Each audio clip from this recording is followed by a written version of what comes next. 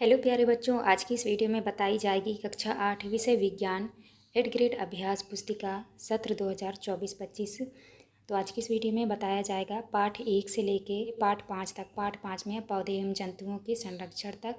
आपको वीडियो में लास्ट तक बने रहना है, जिससे आपको सभी प्रश्नों के उत्तर आपको मिल सके। तो चलिए शुरू करते हैं। अध्याय 1 में है सरल उत्पादन एवं प्रबंध। तो चलिए आगे देखते हैं। तो आपको जो है यहाँ पे इस तरह से लिख लेना है, तो आप इस तरह कर लीजिएगा। इसके बाद यहाँ पे है यदि कोई और उपकरण आपने देखे हैं तो यहाँ पर लिखें। तो आपको लिख लेना है कल्टीवेटर, हल, थ्रेशर, फावड़ा, हंसिया। आपको इस तरह कर लेना है। इसके बाद आता है जो बॉक्स खाली है उनमें निम्नलिखित शब्दों से चयन कर लिख लेना है। जैसे यहाँ पे लिखा है बुआई, तो मिट्टी तैयार करना में लिखना है आपको बुआई। खाद एवं उर्वरक देना, यहाँ पे होगा आपका खरपतवार से सुरक्षा। भंडारण, तो आपको इस तरह भर लेना है। इसके बाद आता है आपका सही विकल्प चुनकर लिखिए। प्रश्न क्रमांक पहले में उत्तर में करना है अक्टूबर से मार्च तक। सेकंड में तो आपको उत्तर में करना है, आपका उत्तर हो जाएगा सी नंबर ड्रिप तंत्र। इसके बाद आता है आपका तीसरा में, तो आपका उत्तर हो जाएगा कथन ए और बी दोनों सही है। इसके बाद नेक्स्ट क्वेश्चन आता है आपका चौथा में है, आपका उत्तर हो जाएगा डी नंबर सी ड्रिल। तो आप इस तरह कर लीजिएगा। नेक्स्ट आता है आपका पांचवा, तो आपका उत्तर होगा ए नंबर गमले ए में। तो आपका ये सही होगा। इसके बाद आते हैं आपके रिक्त स्थानों वाले प्रश्न। तो आपको पहले में भरना है छिड़काव तंत्र, दूसरे में भरना है आपको मछली, और तीसरे में भरना है आपको ह्यूमस, चौथे में भरना है आपको खरपतवारनाशी, और पाँचवें में भरना है नीम की सूखी पत्तियाँ। तो आपको इस तरह से खाली स्थान भरना है। इसके बाद आता है आपका अति लघुत्तरीय प्रश्न। प्रश्न क्रमांक 3 में आपको उत्तर में करना है फसलों की कटाई के समय कुछ विशेष पर्व मनाए जाते हैं, जो निम्न है पोंगल, बैसाखी, होली, दिवाली एवं बिहू आदि। इसके बाद चौथा में है निम्नलिखित फसलों में से रबी तथा खरीफ की फसलों को छांटिए। तो आपको जो है इन फसलों को छांट कर आपको लिखना है। रबी की फसल में लिखना है चना, मटर। खरीफ की फसल में लिखना है धान, मक्का, सोयाबीन, मूंगफली। इसके बाद आता है आपका पाँचवा में है बाजरे की फसल के लिए गर्म एवं आर्द्र मौसम की आवश्यकता होती है। यह किस प्रकार की फसल है, वह इसके उगाने के लिए उपयुक्त महीने कौन से हो सकते हैं। तो आपको उत्तर में करना है बाजरा खरीफ प्रकार की फसल है, वह इसकी उगाने के लिए उपयुक्त महीने मई जून हो सकते हैं। इसके बाद छठवें महीने बाक्सों को सही क्रम में इस प्रकार लगाइए कि गेहूं की फसल उगाने का रेखा चित्र तैयार हो जाए। तो आपको यहाँ पे लिखना है, जैसे लिखा है मिट्टी तैयार करना, फिर दूसरा है बुआई, तीसरा है खाद एवं उर्वरक दोनों, चौथे में है सिंचाई, पाँचवें में है खरपतवार से सुरक्षा, छठवें में है कटाई, और सातवें में है गेहूँ का भंडारण। इसके बाद आता है आपका प्रश्न क्रमांक 7 में है एक किसान अपनी भरपूर व अच्छी फसल काटने के बाद उसे भंडारण से पूर्व सुखाना भूल गया, उसे किन समस्याओं का सामना करना पड़ सकता है। आपको उत्तर में करना है किसान अच्छी फसल काटने के बाद उसे भंडारण से पूर्व सुखाना भूल गया, तो उसे फसल को कीटकों एवं सूक्ष्म जीवों की समस्याओं का सामना करना पड़ सकता है। इसके बाद आता है आपका लघुत्तरीय प्रश्न। प्रश्न क्रमांक 8 में है बूझू अपने खेत में बुआई के लिए पारंपरिक तरीके का प्रयोग करता है और पहेली अपने खेत में बुआई के लिए ट्रैक्टर द्वारा संचालित सीड ड्रिल उपयोग करती है। बताइए बुआई के लिए कौन सा तरीका उत्तम है और क्यों। आपको उत्तर में करना है खेत में बुआई के लिए ट्रैक्टर द्वारा संचालित सीड ड्रिल का तरीका उत्तम है, क्योंकि इसके द्वारा बीजों में समान दूरी एवं गहराई बनी रहती है। इससे बीजों को पक्षियों द्वारा खाए जाने से रोका जा सकता है। इसके बाद 9वां क्वेश्चन आता है आपका प्रश्न क्रमांक 9 में है चित्र को पहचानिए, ये चित्र सिंचाई की किस पद्धति से संबंधित है। चित्रों को नामांकित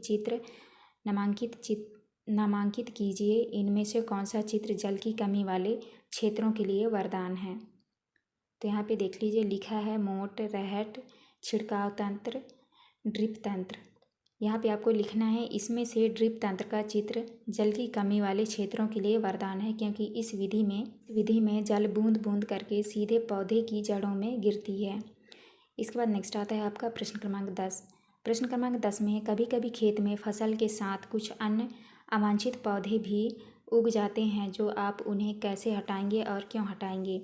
आपको उत्तर में करना है खेत में फसल के साथ कुछ अन्य अवांछित पौधे भी उग जाते हैं, उन्हें निराई करके हटाएंगे क्योंकि अवांछित पौधे जल, पोषक जगह और प्रकाशन से स्पर्धा कर फसल की वृद्धि पर प्रभाव डालते हैं। नेक्स्ट है आपका 11 में है, एक बर्तन में स्वस्थ और कमज़ोर बीज रखें, हम इसमें से स्वस्थ और कम बीजों को कैसे पृथक करेंगे। आपको करना है एक बर्तन में स्वस्थ और कमज़ोर बीज रखे हैं, हम इनमें से स्वस्थ और कमज़ोर बीजों को पृथक करने के लिए एक बर्तन में पानी लेंगे, उसके बाद उसमें बीज डालेंगे, स्वस्थ बीज नीचे जाएगा एवं कमज़ोर बीज ऊपर तैरने लगेगा। नेक्स्ट आता है आपका 12 में है, आपको खेती के लिए एक सूखा भूखंड दिया गया है, बीजों को बोने से पूर्व आप क्या क्या तैयारी करेंगे और क्यों। तो आपको करना है बीजों को बोने से पूर्व हम सबसे पहले मिट्टी को पलटना तथा उसे पोला करेंगे, क्योंकि उलटने पलटने और पोल करने से पोषक पदार्थ ऊपर आ जाते हैं और पौधे इन पोषक पदार्थों का उपयोग कर सकते हैं। अतः मिट्टी को उलटना पलटना एवं पोला करना फसल उगाने के लिए अत्यंत महत्वपूर्ण है। नेक्स्ट है आपका दीर्घ उत्तरीय प्रश्न क्रमांक 13 में है, बूझो तथा पहेली अपने अपने खेत में खड़ी फसलों को देखकर बातचीत कर रहे हैं। तो आप जो है इसको पढ़ लीजिएगा। क्वेश्चन आता है, उपरोक्त बातचीत के आधार पर प्रश्नों के उत्तर दें। पहला प्रश्न है, उर्वरक में कौन से पादप पोषक तत्व प्रचुरता में पाए जाते हैं। आपको उत्तर में करना है उर्वरक में नाइट्रोजन, फास्फोरस तथा पोटेशियम तत्व प्रचुरता में पाए जाते हैं। नेक्स्ट क्वेश्चन है, मिट्टी को ह्यूमस कौन प्रदान करता है। तो उत्तर में करना है मिट्टी को ह्यूमस सूक्ष्मजीव प्रदान करते हैं। तीसरे में जैविक खाद से क्या लाभ है। उत्तर में करना है जैविक खाद से मिट्टी को ह्यूमस अधिक प्राप्त होते हैं एवं फसल में अधिक गुणवत्ता होती है, यह जो स्वास्थ्य के लिए लाभदायक है। चौथा क्वेश्चन है, उर्वरक तथा खाद में से फसलों तथा मिट्टी के लिए क्या अच्छा है और क्यों। आपको उत्तर में करना है उर्वरक तथा खाद में से फसलों तथा मिट्टी के लिए खाद अच्छा है क्योंकि इसमें फसल अधिक गुणवत्ता वाली प्राप्त होती है। पाँचवें में है, उर्वरकों की कोई दो उदाहरण दीजिए। आपको करना है उर्वरकों के दो उदाहरण, पहला है यूरिया, दूसरा है पोटास।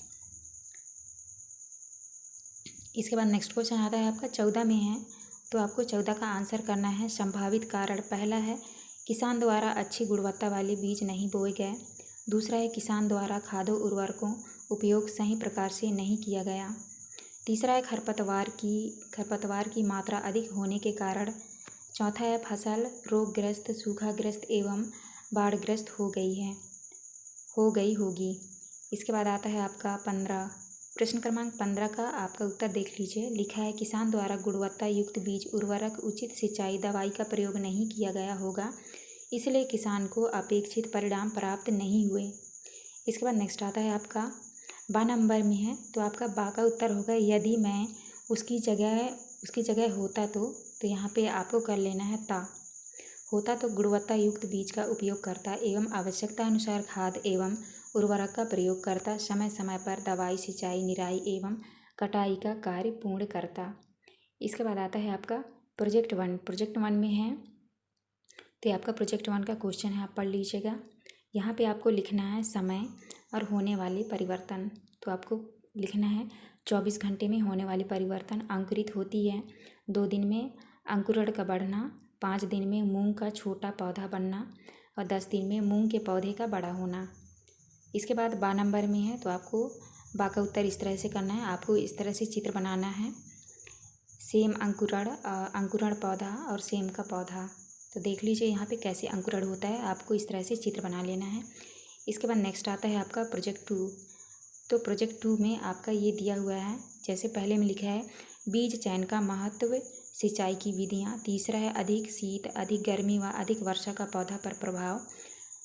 चौथे में उपयोग में आने वाले उर्वरक एवं खाद। पाँचवें में व्यावसायिक उपयोग। तो चलिए उत्तर में लिखते हैं। पहला है बीज चयन का महत्व अच्छी फसल के लिए होता है। दूसरा है सिंचाई की विधियाँ, ड्रिप तंत्र, छिड़काव तंत्र। तीसरा है अधिक शीत, अधिक गर्मी व अधिक वर्षा का पौधा खराब हो जाता है। और चौथे में यूरिया, यहाँ पे आपका हो जाएगा पोटास। यहाँ पे आपको कर लेना है पोटास, NPK उर्वरक एवं गोबर खाद का प्रयोग। पाँचवें में है व्यावसायिक उपयोग, आय के प्रमुख स्रोत हैं। तो आपको इस तरह करना है। इसके बाद आता है आपका 12 नंबर में पहला क्वेश्चन है, तो बा का पहला क्वेश्चन का आपका आंसर होगा कल्टीवेटर। Seed drill. इसके बाद नेक्स्ट क्वेश्चन आता है, देखना है आपको पौधों के खरपतवार से बचाने के लिए पौधशाला में उगाया जाता है। चौथा का उत्तर होगा खरपतवार जल व पोषक एवं फल की वृद्धि पर प्रभाव डालते हैं। पाँचवें का आंसर करना है आपको सुखाना छानना। तो आपको इस तरह का आज की वीडियो में देखने वाले हैं अध्याय 2 में है सूक्ष्म जीव मित्र एवं शत्रु।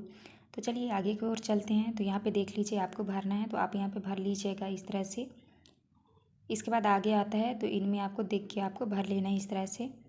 इसके बाद फर्स्ट क्वेश्चन आता है आपका, पहले क्वेश्चन का सही उत्तर होगा आपका बी नंबर सूक्ष्म जीवों में जनन। सेकंड का आंसर होगा सी नंबर मादा एनाफिलीज मच्छर। इसके बाद आता है आपका थर्ड क्वेश्चन का आंसर होगा बी नंबर पौधों का सूखना। चौथे का आंसर होगा कवक। इसके बाद पाँचवें का आंसर होगा आपका स्थिर रहती है। इसके बाद आता है आपका रिक्त स्थानों वाले प्रश्न। तो पहले में भरना है आपको पाश्चुरीकृत। इसके बाद नेक्स्ट में भरना है आपको प्रतिजैविक। तीसरे में भरना है आपको कीड़वन और चौथे में भरना है आपको मादा एडीज और पाँचवें में भरना है आपको संचारणीय रोग। तो आप इस तरह से भर लीजिएगा। इसके बाद नेक्स्ट क्वेश्चन आता है आपका अति लघुत्तरीय प्रश्न क्रमांक 3 का उत्तर आपको लिखना है। हमें छींकते अथवा खांसते समय अपने मुंह एवं नाक पर रुमाल ले रखना चाहिए क्योंकि इससे संचारणीय रोग नहीं फैलते हैं। इसके बाद आता है आपका प्रश्न क्रमांक 4। तो 4 का उत्तर करना है आपको सूक्ष्म जीवों द्वारा संदूषित भोजन करने से खाद्य विषाक्त हो गया। हमारे भोजन में उत्पन्न होने वाले सूक्ष्म जीव कभी कभी विषैले पदार्थ उत्पन्न करते हैं, यह भोजन को विषाक्त बना देते हैं। नेक्स्ट है आपका पाँचवा का उत्तर करना है आपको जीवाणु बैक्टीरिया हैजा टाइफाइड क्षय रोग। दूसरे में विषाणु वायरस हेपेटाइटिस ए पोलियो खसरा। नेक्स्ट आता है आपका 6 का पहले का आंसर होगा आपको अमीबा। दूसरे का आंसर होगा प्रोटोजोआ और तीसरे का आंसर होगा मलेरिया पेचिस टाइफाइड। और आपको इस तरह से यहाँ पे चित्र बना लीजिएगा। बाकी क्रमांक 7। तो प्रश्न क्रमांक 7 का उत्तर आपको करना है पाश्चुरीकृत दूध बिना उबाले इस्तेमाल कर सकते हैं क्योंकि वह सूक्ष्म जीवों से मुक्त होता है, लेकिन अपाश्चुरीकृत दूध को इस्तेमाल के लिए उबालना आवश्यक है क्योंकि इसमें सूक्ष्म जीव पाए जाते हैं। तो इस तरह से आपको प्रश्न क्रमांक 7 का उत्तर करना है। इसके बाद नेक्स्ट क्वेश्चन आता है आपका प्रश्न क्रमांक 8 में है। पहले का उत्तर करना है आपको बूझों का मित्र मलेरिया अथवा डेंगू नामक बीमारी से ग्रसित हो सकता है। इसके बाद दूसरे का उत्तर करना है आपको उसकी बीमारी होने का मुख्य कारण एनाफिलीज मादा एंडीज मच्छर हो सकता है। इसके बाद थर्ड का आंसर होगा इस बीमारी से बचने के लिए मच्छरदानियों का प्रयोग, मच्छर भगाने वाले रसायन का प्रयोग, मच्छर के प्रजनन रोकने के लिए जल को किसी भी स्थान पर एकत्र न रहने देना। इसके बाद आता है आपका प्रश्न क्रमांक 9। तो 9 का पहले का उत्तर होगा 2 घंटे पश्चात आटा फूल गया था। दूसरे का आंसर करना है आपको गूँथे हुए आटे में जो परिवर्तन देखा यह ईस्ट के कारण होगा। नेक्स्ट है आपका प्रश्न क्रमांक 10 का उत्तर करना है आपको बिना ढके भोजन में रोगाणु और हानिकारक पदार्थ हो सकते हैं। हमारे भोजन में उत्पन्न होने वाले सूक्ष्म जीव कभी कभी विषैले पदार्थ उत्पन्न करते हैं, इसलिए भोजन को सदैव ढककर रखना चाहिए। तो आपको इस तरह प्रश्न क्रमांक 10 का उत्तर करना है। इसके बाद नेक्स्ट क्वेश्चन आता है प्रश्न क्रमांक 11। तो आपको 11 का उत्तर करना है। 11 के पहले का उत्तर करना है अचार में नमक एवं तेल के उपयोग से आम का अचार काफ़ी समय तक संदूषित नहीं होता है। दूसरे का आंसर करना है हमारे घर में आम का अचार, आंवला का अचार, पापड़ आदि खाद्य सामग्रियों को सूक्ष्म जीवों से बचाकर रखा जाता है।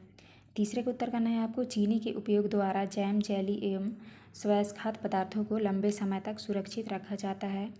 इसके बाद आता है आपका प्रश्न क्रमांक 12 का उत्तर करना है आपको दैनिक जीवन में सूक्ष्म जीवों का उपयोग दही, ब्रेड एवं केक बनाने में किया जाता है। प्रश्न क्रमांक 13 में नाइट्रोजन चक्र को आरेख द्वारा प्रदर्शित कीजिए। तो आपको जो है नाइट्रोजन चक्र का इस तरह से आपको डायग्राम बना लेना है और नाम लिख लेना है। तो आपको इस तरह से चित्र बना लेना है। इसके बाद नेक्स्ट क्वेश्चन आता है आपका प्रश्न क्रमांक 14 में है। तो आपको जो है प्रश्न क्रमांक 14 का उत्तर यहाँ से देख के आपको कर लेना है। जैसे यहाँ पे लिखा है क्षय रोग, मानव रोग, क्षय रोग, खसरा, चिकन पॉक्स, हैजा टाइफाइड, हेपेटाइटिस ए, मलेरिया। तो आपके नाम, लक्षण, बचाव, तो इस तरह से आपको लिख लेना है। इसके बाद नेक्स्ट क्वेश्चन आता है आपका प्रश्न क्रमांक 15। तो 15 के उत्तर में करना है आपको सूक्ष्म जीव हमारे लिए अभिशाप होते हुए भी वरदान है क्योंकि सूक्ष्म जीव जंतुओं तथा पाइप में विभिन्न प्रकार से रोग उत्पन्न करते हैं, किंतु सूक्ष्म जीवों से विभिन्न प्रकार के उत्पाद कैसे दवाइयाँ, अल्कोहल, सिरका, बेकरी आदि कई महत्वपूर्ण उत्पाद प्राप्त किए जाते हैं जो हमारे लिए वरदान से कम नहीं हैं। तो इस तरह आपको 15 का उत्तर करना है। इसके बाद आता है आपका प्रोजेक्ट 1। प्रोजेक्ट 1 का पहले का उत्तर करना है आपको। हाँ, गमले ए एवं गमले बी की वस्तुओं में अंतर दिखाई देगा। इसके बाद दूसरा क्वेश्चन है, दूसरे का उत्तर करना है गमले ए की सामग्री का अपघटन होगा। तीसरे का उत्तर करना है आपको। अपघटन एक प्रकार की क्रिया है जिसमें तत्व अलग अलग सूक्ष्म भागों में विभाजित हो जाते हैं। चौथा का उत्तर करना है वस्तु या तत्व अलग अलग सूक्ष्म भागों में विभाजित नहीं हुए, वस्तु सड़ी गली नहीं है। इसके बाद पाँचवें का उत्तर करना है अपघटन की क्रिया से मृदा में हामिफिकेशन, ह्यूमस का निर्माण तथा खनिजीकरण होता है एवं भूमि की उर्वरा शक्ति बढ़ती है। नेक्स्ट है आपका प्रोजेक्ट 2।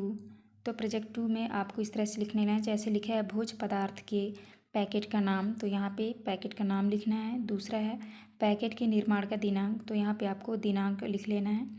पैकेट समाप्ति का दिनांक, तो यहाँ पे समाप्ति का दिनांक। भोज्य पदार्थ में उपयोगी संघटकों के नाम, तो यहाँ पे आपको लिख लेना है। भोज्य पदार्थ में उपयोगी, तो यहाँ पे उपयोगी वस्तुओं के नाम लिखना है, तो आप इस तरह से लिख लीजिएगा। इसके बाद आता है आपका 12 नंबर। 12 नंबर का पहले का उत्तर करना है आपको भोज्य पदार्थ चावल, दाल।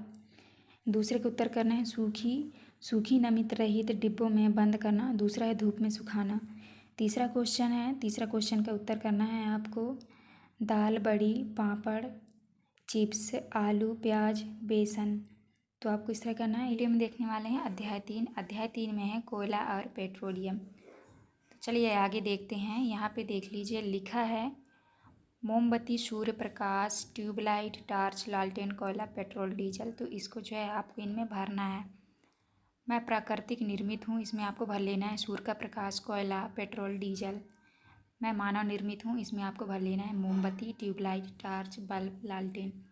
इस तरह आपको भर लेना है। इसके बाद यहाँ पे आता है, तो यहाँ पे भी आपको भर लेना है। जैसे कोल में लिखा है इस्पात के औद्योगिक निर्माण में, कोल तार में लिखना है औषधि, पेंट आदि में। तीसरा में लिखना है कोल गैस में लिखना है उद्योग में ईंधन के रूप में। पेट्रोल मोटर ईंधन शुष्क धुलाई के लिए। डीजल भारी वाहनों के लिए। सीएनजी वाहनों में। एलपीजी घरों और उद्योगों में ईंधन के रूप में। कोयला उद्योगों में, वाहनों में। तो आपको इस तरह भर लेना है। इसके बाद आता है आपका सही विकल्प चुनकर लिखिए। पहला प्रश्न है आजकल पक्की सड़कों के निर्माण में कोलतार के स्थान पर बिटुमेन का प्रयोग किया जाता है। बिटुमेन को प्राप्त किया जाता है, तो आपको उत्तर में करना है पेट्रोलियम से। दूसरा क्वेश्चन है निम्नलिखित तालिका में जीवाश्म ईंधन के संघटक तथा उनके उपयोग दिए गए हैं संघटकों के नाम, और इधर पे है उपयोग।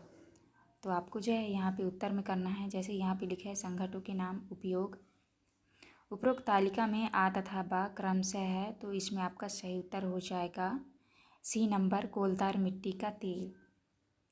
इसके बाद नेक्स्ट आता है आपका प्रश्न क्रमांक 3 में है प्रकृति में जीवाश्म ईंधन सीमित है, अति आवश्यक होने पर ही हमें इसका उपयोग करना चाहिए। इनका उपयोग कम करने पर हमें क्या लाभ होगा। आपको उत्तर में करना है पर्यावरण बेहतर बनेगा तथा विश्व उष्णन का खतरा कम होगा।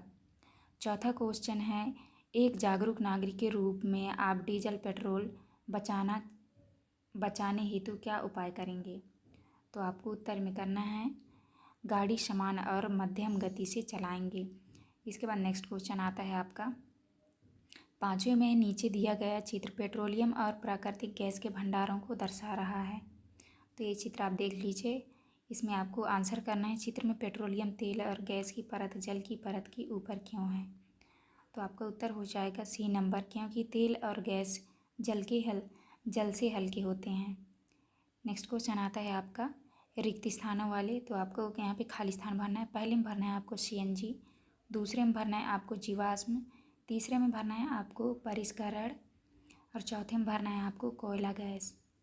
इसके बाद नेक्स्ट आता है आपका 5वें में भरना है आपको कार्बन डाइऑक्साइड।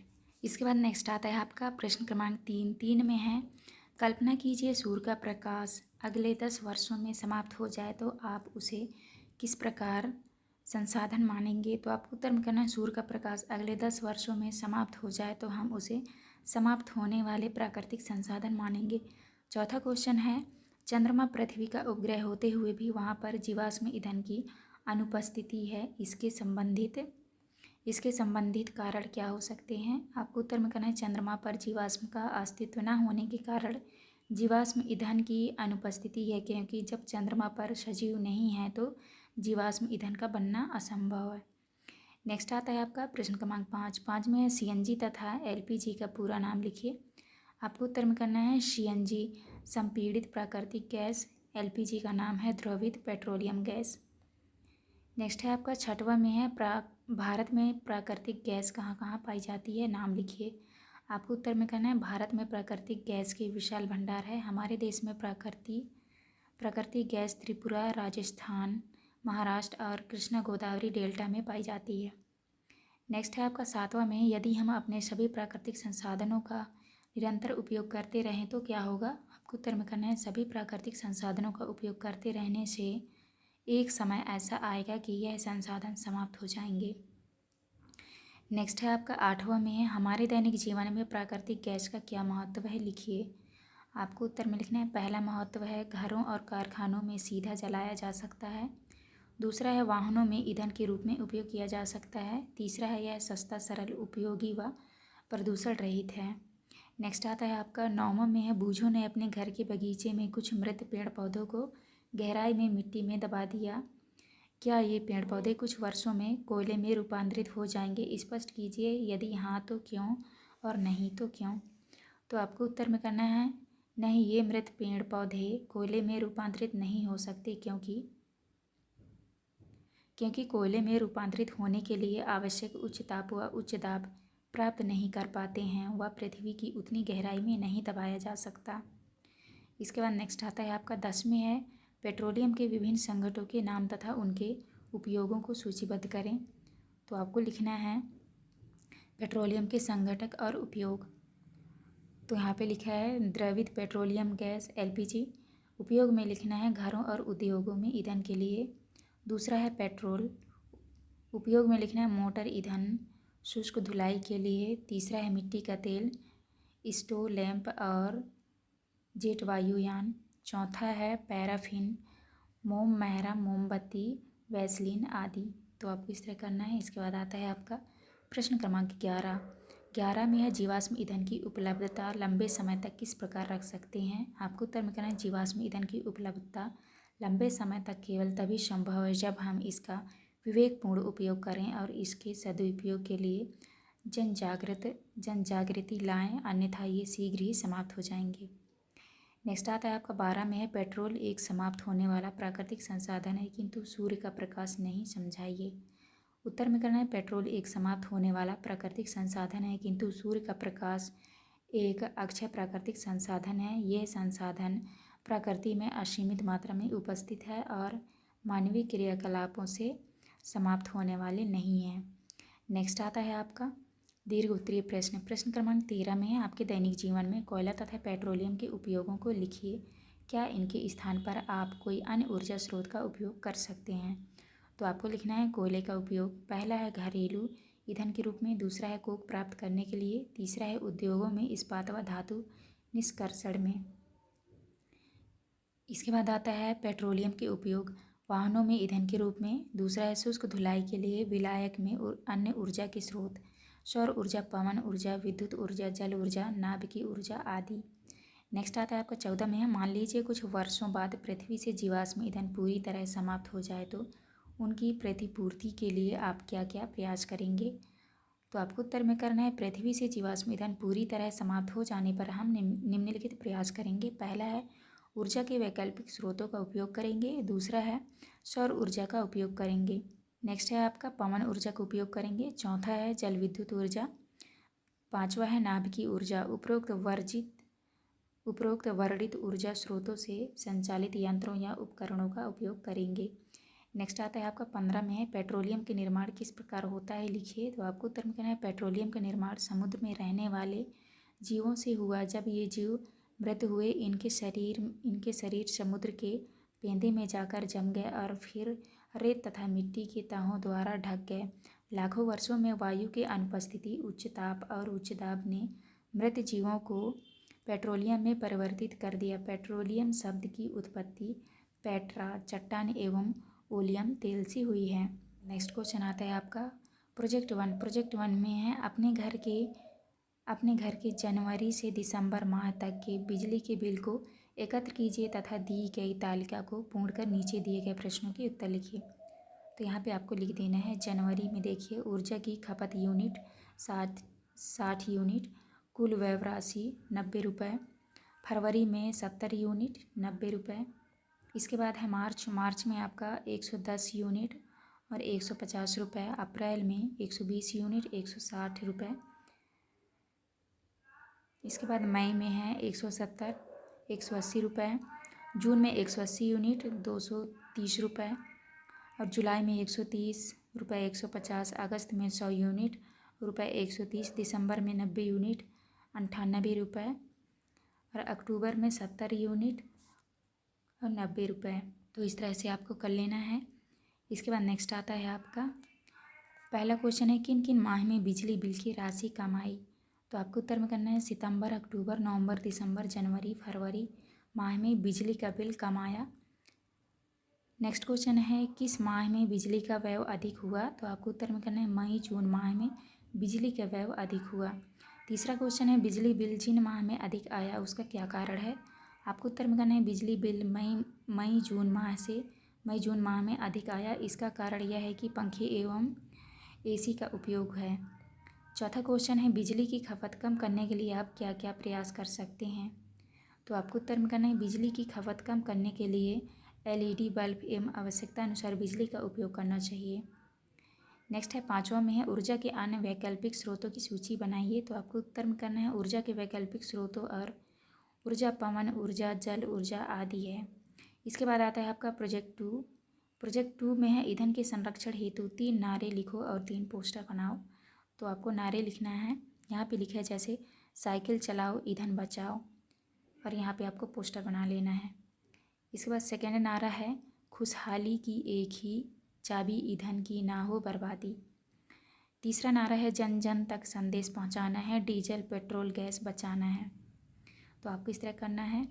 पोस्टर में आप ये चित्र इनको आप बना सकते हो। तो आपको ये 3 चित्र जो है आप इस पोस्टर में आपको बना लेना है यहाँ से देख के। आज की वीडियो में देखने वाले हैं अध्याय 4। अध्याय 4 में है दहन एवं ज्वाला। तो चलिए देखते हैं आगे। लिखा है निम्नलिखित सामग्री में से कौन सी सामग्री जल्दी जलती है और कौन सी थोड़ी देर बाद जलती है। उनको नीचे दी गई सारणी में उचित क्रम स्थान पर लिखें। तो यहाँ पे देख लीजिए आपको जो है इस तरह से लिख लेना है। जैसे लिखा है सामग्री का नाम यहाँ जल्दी जलती है देर जलती है। पत्ती में लिखा है जल्दी जलती है। दूसरा है रबर का टुकड़ा जल्दी जल जाती है। तीसरा है लकड़ी जल्दी जल जाती है। चौथे में है कांच देर से जलती है। तो आपको इस तरह करना है। इसके बाद नेक्स्ट आता है आपका सही विकल्प चुनकर लिखिए। प्रश्न क्रमांक पहले में है निम्नलिखित में से ज्वलनशील पदार्थों के बारे में सही कथन का चयन कीजिए। तो आपका राइट आंसर होगा सी नंबर। इसका ज्वलन ताप निम्न होता है और आसानी से आग पकड़ लेते हैं। नेक्स्ट है आपका सेकंड में है जलता हुआ ईंधन व ऑक्सीजन का सफाई संपर्क टूटने पर क्या होता है। तो आपको उत्तर में करना है आग पर नियंत्रण। तीसरा क्वेश्चन है चित्र अनुसार कागज़ का 2 कप पहले में पानी एवं दूसरा खाली लेकर मोमबत्ती की ज्वाला पर रखते हैं। ये चित्र आपका अच्छे से दिख नहीं रहा है, आप अपने बुक में देख लीजिएगा। जैसे यहाँ लिखा है दूसरा कप आग पकड़ लेता है जबकि पहला कप जिसमें पानी है आग नहीं पकड़ता बल्कि कप का पानी गर्म होने लगता है। पहला कप जो आग नहीं पकड़ता के संबंध में 2 कथन दिए गए हैं। तो आपका सही उत्तर हो जाएगा इसमें से। तो सी नंबर आपका राइट आंसर होगा। कथन आ तथा बा दोनों कथन सही है। इसके बाद चौथे में अम्लीय वर्षा हो सकती है। आपका उत्तर होगा बी नंबर कोयले और डीजल जलने से। नेक्स्ट आता है आपका पाँचवें में है यदि ईंधन को जलाते समय पर्याप्त हवा न मिले तो कौन सा खतरनाक प्रदूषक उत्सर्जित होगा। तो आपको उत्तर में करना है कार्बन मोनोऑक्साइड। डी नंबर आपका राइट आंसर होगा। इसके बाद आता है आपका रिक्त स्थानों वाले प्रश्न। तो पहले में भरना है आपको किलो जूल प्रति मात्रक। तो यहाँ पे पहले में आपको भरना है किलो जूल। दूसरा में भरना है आपको किलोग्राम, ये दूसरा है आपका। तीसरा में भरना है आपको ज्वलन ताप, ये वाली। चौथे में भरना है आपको कार्बन डाइऑक्साइड और पाँचवें में भरना है आपको कम। चौथे में भरना है कम और पाँचवें में भरना है आपको बाह्य। तो आप इस तरह भर लीजिएगा। नेक्स्ट क्वेश्चन आता है आपका प्रश्न क्रमांक 3 में यहाँ पे आपका ये कुछ चित्र दिया हुआ है, अच्छे से दिख नहीं रहा है। CO2 गैस भरी है, O2 गैस भरी है बी में। तो ये वाली चित्र जो है आप अपने बुक में अच्छे से देख लीजिएगा। नीचे लिखा है चित्र अनुसार 2 कांच के जार ए तथा बी दिए गए हैं। ए जार में कार्बन डाइऑक्साइड गैस और बी जार में ऑक्सीजन गैस भरा है। प्रत्येक जार में एक साथ एक एक जलती मोमबत्ती रख दी जाए तो कौन सी मोमबत्ती अधिक समय तक जलेगी और क्यों? तो आपको उत्तर में करना है कांच के जार ए में CO2 गैस होने के कारण मोमबत्ती कम समय तक जलेगी, जबकि जार बी में ऑक्सीजन गैस होने के कारण मोमबत्ती अधिक समय तक जलेगी। ऑक्सीजन की उपस्थिति में दहन हो सकती है। इसके बाद नेक्स्ट आता है आपका चौथा में है ज्वलन ताप किसे कहते हैं? गीले कागज तथा सूखे कागज में से किसे जलना आसान होगा और क्यों? तो आपको उत्तर में करना है ज्वलन ताप हुआ है निम्नतम ताप है जिस पर बाह्य पदार्थ आग पकड़ लेता है। सूखे कागज गीले कागज की अपेक्षा जल्दी जलता है। नेक्स्ट आता है आपका पाँचवें में उन परिस्थितियों को लिखिए जिनके अंतर्गत दहन किया होती है। तो आपको उत्तर में करना है दहन के लिए ऑक्सीजन वायु में आवश्यक होता है। इस प्रक्रम में प्रकाश का ऊष्मा उत्पन्न होते हैं। नेक्स्ट आता है आपका छठवें में हमारे वायुमंडल में ऑक्सीजन 21% है और कार्बन डाइऑक्साइड का प्रतिशत 0.03% है। यदि दोनों के प्रतिशतों को आपस में बदल दिया जाए तो पर्यावरण पर क्या प्रभाव पड़ेगा, लिखिए। आपको उत्तर में कहना है वायुमंडल में 21% ऑक्सीजन है जो प्राणियों के लिए वरदान है। पेड़ पौधे कार्बन डाइऑक्साइड के ग्रहण करके O2 गैस वातावरण में मुक्त कर देते हैं। वायु का प्रतिशत बदलने में पर्यावरण में असंतुलन हो जाएगा। नेक्स्ट आता है आपका प्रश्न क्रमांक 7 में है रसोई गैस को जलाने पर कोई आवाज़ नहीं होती लेकिन पटाखों के जलाने पर तेज़ आवाज़ होती है, क्यों? स्पष्ट कीजिए। उत्तर में करना है रसोई गैस को जलाने पर आवाज़ नहीं होती इसीलिए कि LPG की लो धीमी गति से जलती है, जबकि पटाखों में बारूद होता है जिससे तेज़ आवाज़ आती है। इसके बाद नेक्स्ट आता है आपका 8वें में है कोयले की तुलना में मिट्टी के तेल के भंडारण में अधिक सावधानी क्यों बरतनी पड़ती है, जबकि दोनों ही ईंधन हैं। आपको उत्तर में करना है केरोसिन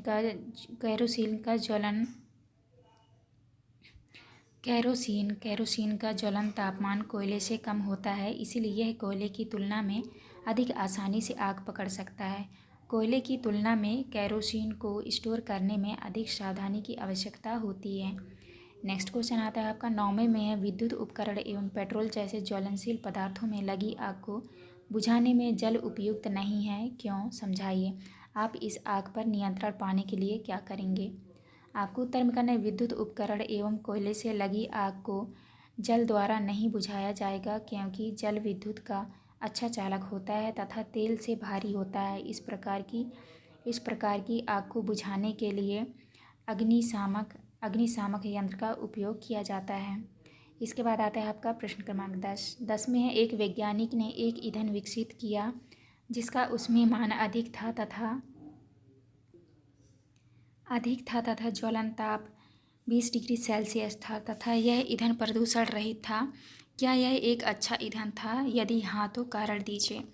तो आपको उत्तर में कहना है एक अच्छा ईंधन वह होता है जो अच्छा ऊष्मीयमान रखता हो, आसानी से जलने योग्य हो। ईंधन का ऊष्मीयमान अधिक है जो अच्छा संकेत है, क्योंकि यह अधिक ऊर्जा प्रदान कर रहा है, अतः यह एक अच्छा ईंधन है। प्रश्न क्रमांक 11 में है यदि ईंधन का ज्वलन तापमान औसत कमरे के तापमान से कम हो तो क्या समस्या उत्पन्न होगी? ऐसी स्थिति में होने वाले दहन के प्रकार का नाम तथा उदाहरण लिखिए। तो आपको उत्तर में करना है यदि ईंधन का ज्वलन तापमान कमरे के औसतन तापमान से कम हो तो वह आग नहीं पकड़ सकता है। इस प्रकार के दहन को स्वतः दहन कहते हैं। इसके बाद नेक्स्ट आता है आपका प्रश्न क्रमांक 12 में है ईंधन के रूप में लकड़ी का उपयोग करना हानिकारक क्यों होता है? कारण लिखिए। तो पहला कारण है यह आसानी से नहीं जलता है। दूसरा कारण है इसमें उच्च प्रज्वलन ताप होता है। तीसरा है जलने पर बहुत धुआं छोड़ती है। इसके बाद आता है आपका नेक्स्ट क्वेश्चन, प्रश्न क्रमांक 13 में है, कारण स्पष्ट कीजिए। पहले में दिया है दहन के समय मोमबत्ती ज्वाला के साथ जलती है किंतु कोयला नहीं, क्यों? तो आपको उत्तर में करना है, दहन के समय जो पदार्थ वाष्पित होते हैं वे ज्वाला का निर्माण करते हैं। उदाहरण के लिए मिट्टी का तेल।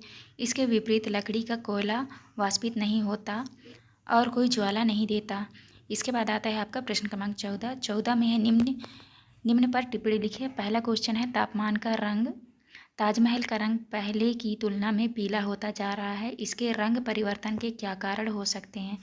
आपको उत्तर में करना, ताजमहल हमारे देश के लिए गौरव व प्राकृतिक धरोहर है। ताजमहल सल्फर डाइऑक्साइड के कारण पीला हो रहा है। यह एक अम्लीय वर्षा के कारण हो रहा है। अम्ल वर्षा की बूंद संगमरमर के साथ प्रतिक्रिया करती है, इससे नुकसान पहुंच रहा है।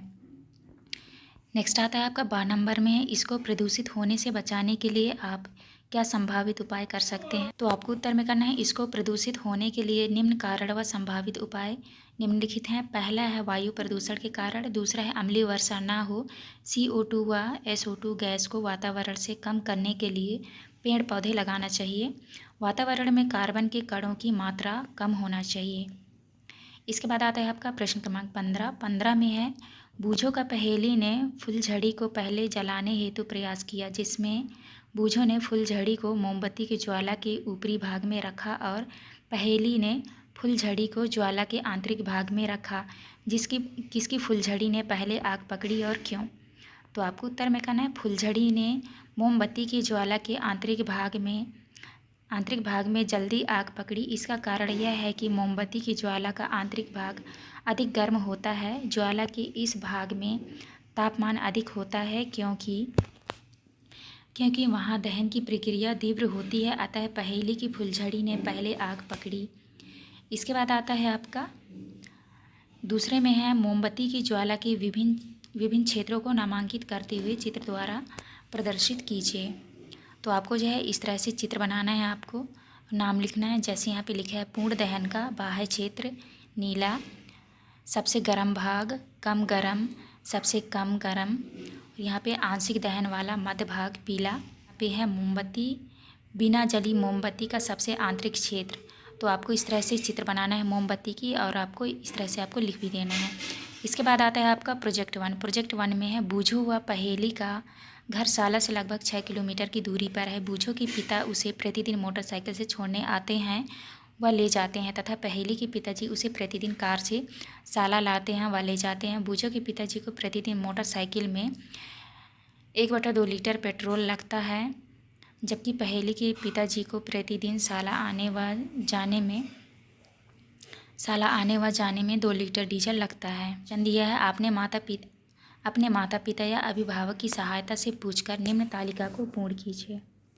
तो आपको यहाँ पे भरना है, बूझो के पिता द्वारा कुल व्यय पेट्रोल लीटर में, पहेली के पिता द्वारा व्यय डीजल लीटर में। तो आपको उत्तर में करना है, 1 सप्ताह में 3 लीटर, और यहाँ पहेली के पिता में लिखना है 12 लीटर। इसके बाद दूसरा है, फरवरी 2023 में 15 लीटर और यहाँ पे 60 लीटर। तो आपको इस तरह भरना है। इसके बाद नेक्स्ट आता है आपका दूसरे में, वर्तमान में 1 लीटर पेट्रोल का कुल मूल्य 108.40 रुपये है, तो बूझो के पिता द्वारा 1 सप्ताह में कुल कितनी राशि का पेट्रोल खर्च होगा? तो आपको उत्तर में इस तरह से कर लेना है, तो आप देख के कर लीजिएगा। इसके बाद आता है आपका तीसरा क्वेश्चन में, वर्तमान में 1 लीटर डीजल का कुल मूल्य 100.80 रुपये है, तो पहेली के पिता द्वारा 1 सप्ताह में कुल कितनी राशि का पेट्रोल खर्च होगा? तो तीसरे का उत्तर आप यहाँ से देख के कर लीजिएगा। इसके बाद नेक्स्ट क्वेश्चन आता है आपका चौथा में है, डीजल या पेट्रोल के स्थान पर प्रदूषण से बचने के लिए आप वाहनों में किस ईंधन का प्रयोग करेंगे? तो आपको उत्तर में करना है, इलेक्ट्रिक वाहन का, साइकिल का प्रयोग करेंगे। इसके बाद आता है आपका प्रोजेक्ट 2 में है, अपने आसपास के 10 घरों का सर्वेक्षण कर पता लगाइए कि खाना पकाने के लिए किस प्रकार के ईंधन का उपयोग किया जाता है। इनमें से कौन कौन सी ईंधन प्रदूषण के लिए उत्तरदायी हैं? तो आपको उत्तर में करना है, लकड़ी, इलेक्ट्रिसिटी, केरोसिन, LPG आदि का उपयोग घरों में खाना पकाने के लिए किया जाता है। लकड़ी व केरोसिन के उपयोग से प्रदूषण होता है। इसके बाद दूसरा क्वेश्चन आता है, हानिकारक ईंधन स्वास्थ्य एवं पर्यावरण पर क्या प्रभाव डालते हैं? अपने विचार लिखिए। तो आपको उत्तर में करना है, हानिकारक ईंधन के जलाने से स्वास्थ्य एवं पर्यावरण में बहुत परिवर्तन होता है और पर्यावरण में प्रदूषक फैलते हैं, जिसके जल्दी मौत, दिल का दौरा, श्वसन संबंधी स्ट्रोक, अस्थमा और स्वास्थ्य संबंधी अनेक बीमारी होती है तथा जलवायु में परिवर्तन होता है, जिससे ग्लोबल वार्मिंग होती है। तो आपको इस तरह आंसर करना है। देखने वाले हैं अध्याय 5। अध्याय 5 में दिया है पौधे एवं जंतुओं का संरक्षण। तो चलिए आगे चलते हैं। जैसे यहाँ पे लिखा है, आप इनको देख के अच्छे से कर लेना है आपको। यहाँ पे ये लिखा है जंतु, वृक्ष, झाड़ियाँ, सूक्ष्म जीव। यहाँ पे लिखा है प्रवास, संकटपन, अभ्यारण्य, राष्ट्रीय उद्यान। तो आपको जो है इनको देख के भर लेना है अपने बुक में। तो चलिए क्वेश्चन की ओर चलते हैं। पहला क्वेश्चन आता है आपका, सही विकल्प चुनकर लिखिए। पहला क्वेश्चन है, यदि वन विलुप्त हो जाए तो क्या होगा? तो आपको उत्तर में करना है सी नंबर, वायु में CO2 की मात्रा बढ़ जाएगी। नेक्स्ट क्वेश्चन है, एक अभ्यारण्य में काला हिरण, सुनहरी बिल्ली, घड़ियाल तथा गेंडा क्या दर्शाते हैं? तो आपको उत्तर में करना है संकटपन स्पीसीज। इसके बाद नेक्स्ट क्वेश्चन आता है आपका, तीसरा में है वनमूलन का प्राकृतिक कारण है। आपका उत्तर होगा डी नंबर, ए और बी दोनों सही है। चौथा में है कॉलम पहला तथा कॉलम दूसरा से मिलान कर सही युग्म चुनकर लिखिए। तो यहाँ पे आपको मिलान करना है, तो आप इस तरह से मिला दीजिएगा। जैसे विशालकाय गिलहरी हो जाएगा स्थानीय प्रजाति, दूसरे में है पक्षी अभ्यारण्य भरतपुर, वनों की कटाई वनोन्मूलन, चौथे में है उपजाऊ भूमि का मरुस्थल में परिवर्तन, तो हो जाएगा मरुस्थलीकरण। तो आपका सही उत्तर हो जाएगा ए नंबर। तो आप इस तरह मिला लीजिएगा। इसके बाद नेक्स्ट क्वेश्चन आता है आपका पाँचवा में है वन जीव अभ्यारण्य के लिए निम्न में से कौन सी विशिष्टता मुख्य है? आपका उत्तर हो जाएगा डी नंबर, यहाँ जानवरों को पकड़ना और उनका शिकार करना सख्त प्रतिबंधित है। नेक्स्ट आता है आपका रिक्त स्थानों वाले प्रश्न। तो यहाँ पे आपको खाली स्थान भरना है। पहले में भरना है आपको जैवमंडल आरक्षित क्षेत्र, दूसरे में भरना है आपको वनोन्मूलन, तीसरे में भरना है आपको डाटा पुस्तक, तीसरे में इसको भर लेना है आपको। इसके बाद आता है आपका चौथा में भरना है आपको वनस्पति जात और पाँचवें में भरना है आपको पेड़ों। तो आप इस तरह भर लीजिएगा। इसके बाद आता है आपका अति लघु उत्तरीय प्रश्न।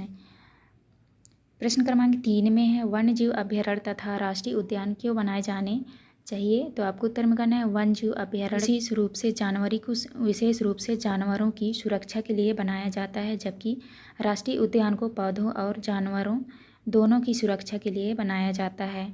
चौथा क्वेश्चन आता है, यदि वन प्राणियों के संरक्षण हेतु वन्य जीव अभ्यारण्य, राष्ट्रीय उद्यान एवं जैव मंडल आरक्षित क्षेत्र न बनाया जाए तो पारिस्थितिकी तंत्र पर क्या प्रभाव पड़ेगा? तो आपको उत्तर में करना है, यदि वन जीवों प्राणियों का संरक्षण न किया जाए तो संपूर्ण पारिस्थितिक तंत्र का असंतुलन उत्पन्न हो जाएगा, जिससे पर्यावरण पर बुरा प्रभाव पड़ेगा। पांचवा क्वेश्चन है, बड़े जंतुओं की अपेक्षा छोटे प्राणियों के विलुप्त होने की संभावना कहीं अधिक है, क्यों? तो आपको उत्तर में करना है, बड़े जंतुओं की अपेक्षा छोटे प्राणियों के विलुप्त होने का प्रमुख कारण है उनके आवास का विलुप्त समाप्त होना। इसके बाद छठवें में है चिड़ियाघर और वन्यजीव अभ्यारण्य में कोई दो अंतर लिखिए। तो आपको उत्तर में करना है चिड़ियाघर और वन्यजीव अभ्यारण्य में अंतर। पहला है चिड़ियाघर में प्राणी अपने कृत्रिम आवास में सुरक्षित होते हैं, जबकि वन्यजीव अभ्यारण्य में जंतु अपने आवास में सुरक्षित होते हैं। दूसरा है चिड़ियाघर में जंतुओं को भोजन उपलब्ध कराया जाता है, जबकि इसमें खुद जंतु शिकार करते हैं। इसके बाद आता है आपका सातवां क्वेश्चन है, आप अपने क्षेत्र में हरियाली बनाए रखने के लिए किस प्रकार योगदान दे सकते हैं? आपके द्वारा किए जाने वाले कार्यों की सूची बनाइए। तो आपको उत्तर में करना है योगदान, सजगता और शिक्षा, दूसरा है संसाधन प्रबंधन, तीसरा है सामाजिक जागरूकता। इसके बाद आता है आपका यहाँ पे है कार्यों की सूची में लिखना है आपको। पहला है पेड़ लगाना और रोपण, दूसरा है बागवानी, तीसरा है जल संरक्षण, चौथा है कचरा पुनः संचयन, चौथे में है वातावरण संरक्षण और पांचवा है वन्यजीव संरक्षण, जानवरों व पक्षियों के लिए स्थान प्रदान करना। इसके बाद आता है आपका लघु उत्तरीय प्रश्न। प्रश्न क्रमांक 8 में है, क्या मानव जाति भी जीव जंतु के लिए खतरा बन जाती है? स्पष्ट कीजिए। तो आपको उत्तर में लिखना है हाँ, बढ़ती जनसंख्या के कारण बड़े पैमाने पर वनों का विनाश हुआ है। स्वयं की ज़रूरत की पूर्ति के लिए प्राणियों का शिकार करते हैं। हमें जीव जंतुओं की रक्षा और उनकी प्राकृतिक प्रकृति को संतुलन रखने की आवश्यकता है ताकि वे अपने प्राकृतिक आवास में सुरक्षित रह सकें। नेक्स्ट है आपका प्रश्न क्रमांक 9वां। प्रश्न क्रमांक 9 में है कल्पना कीजिए अगर पृथ्वी से वन समाप्त हो जाए तो निम्न पर क्या प्रभाव होगा। पहला है मनुष्य पर, तो आपको करना है ऑक्सीजन की कमी हो जाएगी। दूसरा है सांस लेने में समस्या होगी। तीसरा है वन से हमें अनेक आर्थिक और सामाजिक लाभ प्राप्त होते हैं। इनके अभाव में अनुसंधान एवं प्राकृतिक संतुलन बिगड़ जाएगा। चौथा है CO2 की मात्रा बढ़ जाएगी। इसके बाद आपको करना है दूसरा है पर्यावरण पर, तो आपको करना है पृथ्वी पर वन का विनाश होने से प्राकृतिक असंतुलन उत्पन्न हो जाएगा। वातावरण का तापमान बढ़ जाएगा। वातावरण में CO2 की मात्रा बढ़ जाएगी। नेक्स्ट आता है आपका 10वें है यदि ध्रुवी भालू को सतपुड़ा राष्ट्रीय उद्यान में रहने के लिए लाया जाए तो क्या वो अपना अस्तित्व लंबे समय तक बनाए रख पाएगा।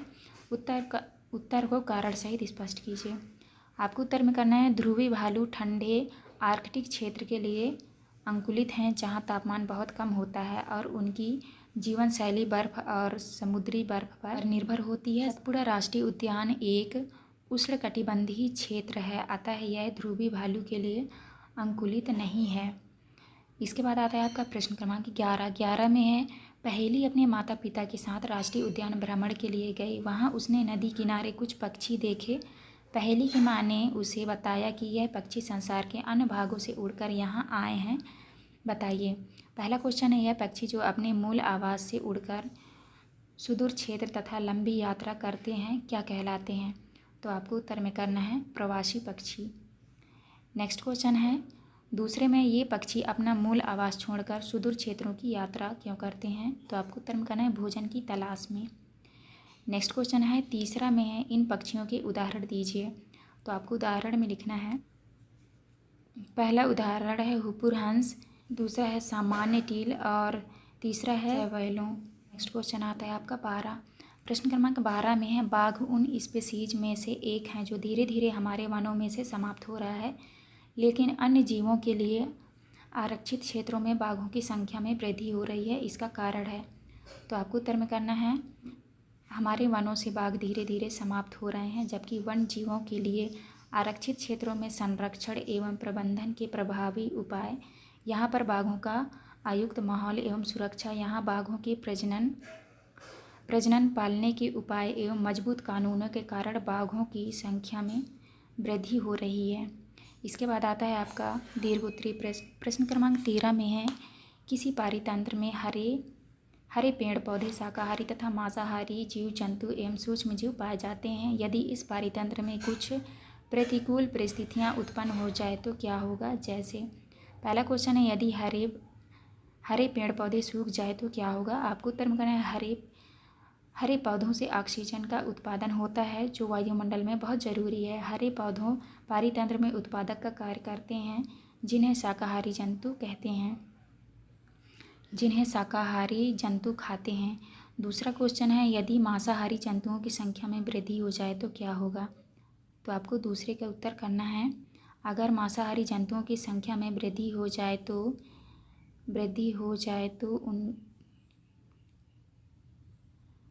जाए तो निम्नलिखित के लिए प्रमुख परिणाम हो सकते हैं। पहला है प्राकृतिक संतुलन में परिवर्तन, दूसरा है अन्य प्रजातियों पर प्रभाव, तीसरा है मानव जंतु संघर्ष, चौथा है जैव विविधता पर प्रभाव। तीसरा क्वेश्चन है यदि शाकाहारी जंतु समाप्त हो जाए तो क्या होगा। आपको उत्तर में करना है यदि शाकाहारी जंतु समाप्त हो जाए तो पारिस्थितिकी तंत्र बिगड़ जाएगा। कुछ मांसाहारी जंतु जो शाकाहारी जंतुओं को खाकर जीवित रहते हैं उनके भोजन की समस्या उत्पन्न हो जाएगी। इसके बाद चौथा में है पारितंत्र में सूक्ष्म जीवों का क्या महत्व है। आपको उत्तर में करना है पारितंत्र में सूक्ष्म जीव महत्वपूर्ण भूमिका अदा करते हैं। सूक्ष्म जीव पेड़ पौधे या जंतुओं के सड़े गले मृत अवशेषों का अपघटन करके मृदा में परिवर्तित करते हैं। इसके बाद 14 क्वेश्चन है वन अभयारण्य राष्ट्रीय उद्यान तथा जैव मंडल आरक्षित क्षेत्र की विशेषताएं लिखिए।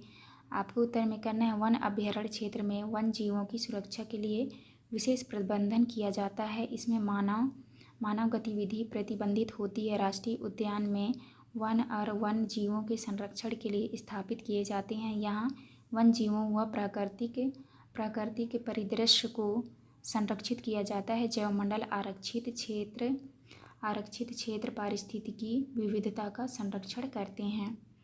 दूसरा क्वेश्चन है, अपने जिले, प्रदेश एवं देश में जो राष्ट्रीय उद्यान, वन जंतु अभयारण्य, जैवमंडल आरक्षित क्षेत्र हैं, निम्न तालिका में लिखिए।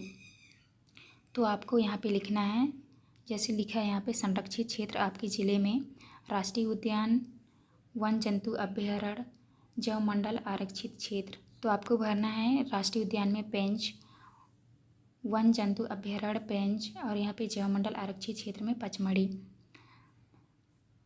यहाँ पे लिखना है आपको सतपुड़ा, गांधी सागर, अमरकंटक, कांजीरंगा, सुंदरवन, नीलगिरी, जैवमंडल। तो आपको इस तरह करना है। इसके बाद आता है आपका प्रश्न क्रमांक 15। प्रश्न क्रमांक 15 में है, एक विद्यालय में प्रतिवर्ष 4 टन कागज़ की खपत होती है यदि। तो पहला क्वेश्चन है, यह विद्यालय अपने कागज़ों की प्रतिपूर्ति करना चाहते हैं तो इन्हें प्रतिवर्ष कितने पौधों को लगाना होगा। 1 टन कागज़ के लिए 17 वृक्षों को काटा जाता है। तो आपको जो है प्रश्न क्रमांक 15 का सॉल्यूशन आपको यहाँ से देख के कर लेना है। तो आप इस तरह कर लीजिएगा। इसके बाद नेक्स्ट क्वेश्चन आता है आपका दूसरे में है, विद्यालय यदि 50% कागज़ को पुनः चक्रण कर उपयोग में लाया जाता है तो इस स्थिति में कितने पौधों को प्रतिशत लगाना होगा। तो आपको दूसरे का उत्तर यहाँ से देख के आपको कर लेना है। इसके बाद आता है आपका तीसरा क्वेश्चन। तीसरा क्वेश्चन में है, विद्यालय कागज़ की बचत के लिए कौन कौन से विकल्प अपना सकता है।